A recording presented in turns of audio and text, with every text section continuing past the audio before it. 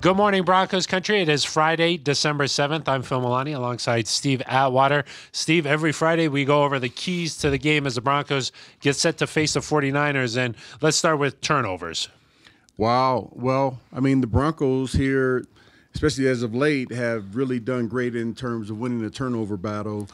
Defense getting some takeaways and offense not turning the ball over. I believe that's been the key to us winning these few games. Now, the 49ers, they're just the opposite. They have a ton of giveaways and not many takeaways. And really, I think that's going to be the biggest key to this football game is winning that turnover battle for the Broncos. The 49ers are minus 20 in the turnover margin. That is worse than the NFL. They only have 5 takeaways. The team with the least amount of takeaways in a full season, the 2006 Redskins, they had 12ve takeaways. Man, so they're on pace. the 49ers better get going. 4 games to go. Hope not this week. They may, yeah, exactly. They might set a new record there for takeaways in a season.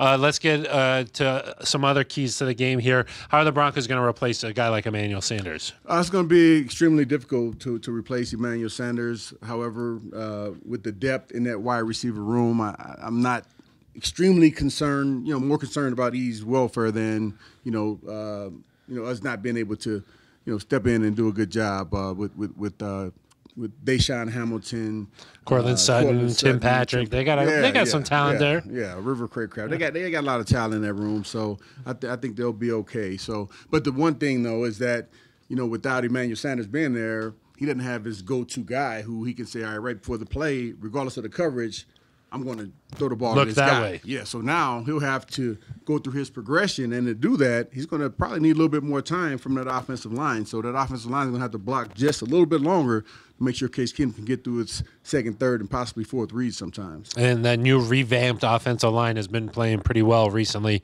On the other side of the ball, another key injury, Chris Harris Jr. going down last week. Yeah, that was a tough one, man, and that's a position where we aren't nearly as polished and as deep at. We got some young guys. We just signed Jamar Taylor, the cornerback, just a couple of days ago. He's going to certainly help out, but I don't think teams are super concerned about the secondary with Chris Harris going down. And I think that they're going to probably try us deep some, especially knowing Kyle Shanahan and how fast he can get with his offenses and how creative he can get with his play calling. They're going to test us deep some, and we got to make sure that we're really on the same page. I would say that's the most important thing, that the guys communicate and know what's going on and be ready to get deep quickly. Vance Joseph and Joe Wood said, hey, we're not going to change what we do, but they kind of have to, right, a little bit when you're missing an all-pro like that. Yeah, I would imagine so. I would imagine we'll probably see a lot more zone coverage this week than man-to-man, and just make sure we're covering guys up. We're not giving away any easy plays to the San Francisco 49ers. All right, there you have it. The keys to the game, according to Steve Atwater. Those are pretty good keys. Hey, man, you too, man. It's our keys to the game, Our keys Phil. to the game. Our keys to the game. As the Broncos get set to head to the Bay Area, a friendly place for the Broncos, Levi Stadium. Yeah, we've won a lot of games there. Super Bowl 50. Yeah, we remember that one. All right, that's going to do it for us. For Steve Atwater, I'm Phil Milani. This has been Good Morning Broncos Country.